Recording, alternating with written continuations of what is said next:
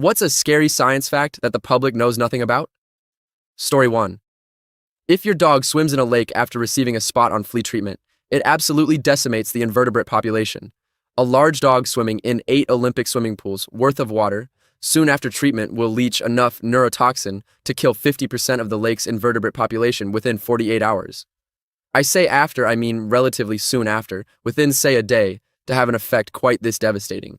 The leaching does reduce over the month, but it's still there, and the effect of multiple dogs still allows for a terrible buildup of chemicals.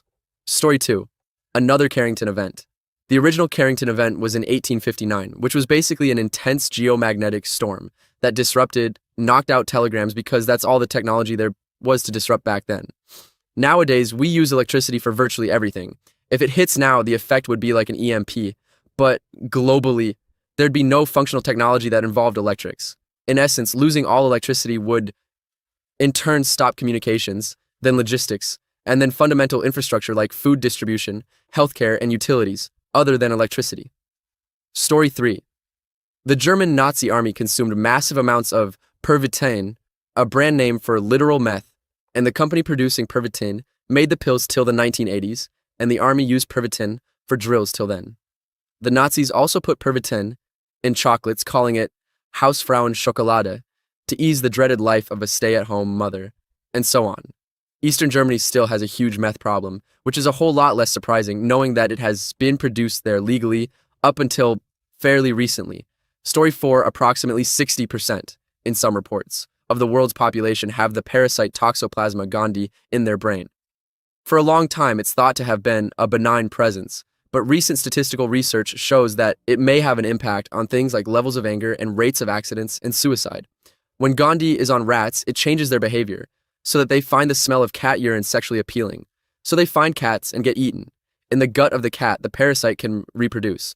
Story 5.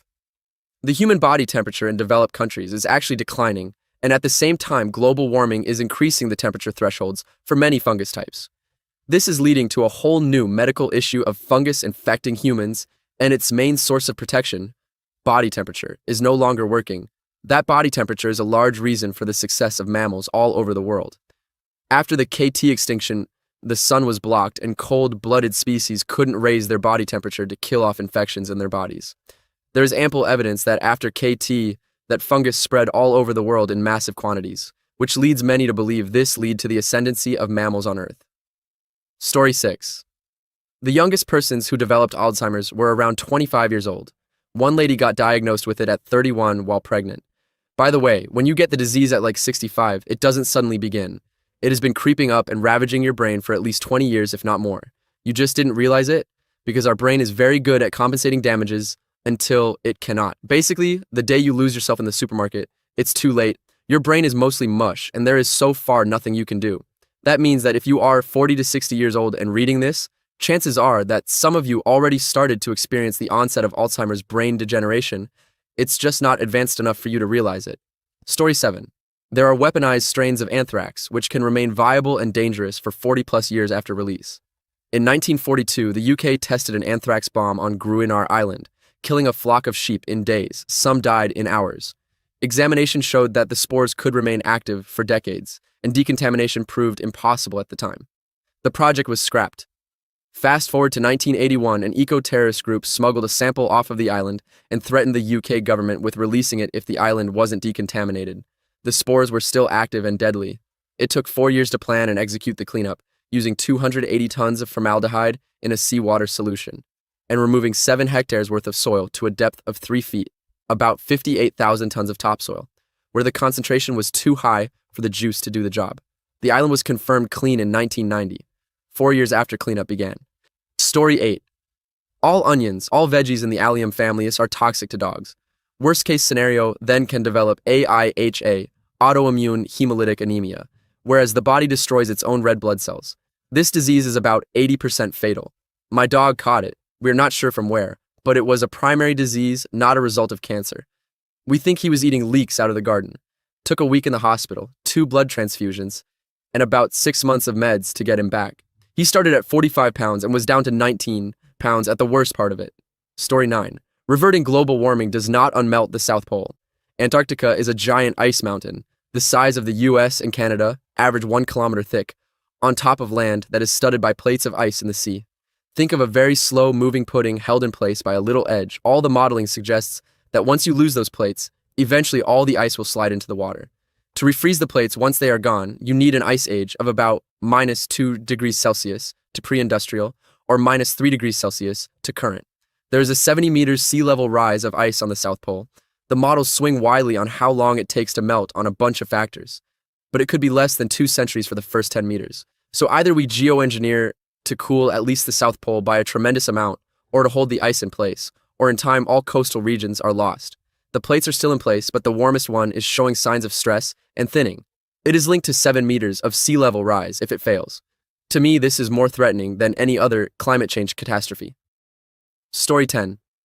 You can die from a brain aneurysm with zero warning. You can be perfectly healthy, get a headache, and be dead before you reach the emergency room. Also, Broken Arrow nuclear incidents, especially the 6 nuclear weapons the US military just lost and never found. Bonus, only scary because people don't know it. If someone is having a severe allergic reaction, an EpiPen alone will not save them. It's only supposed to open their airways long enough to get them to a hospital. Similarly, don't restrain someone having a seizure or try to shove something in their mouth. Call an ambulance. Story 11.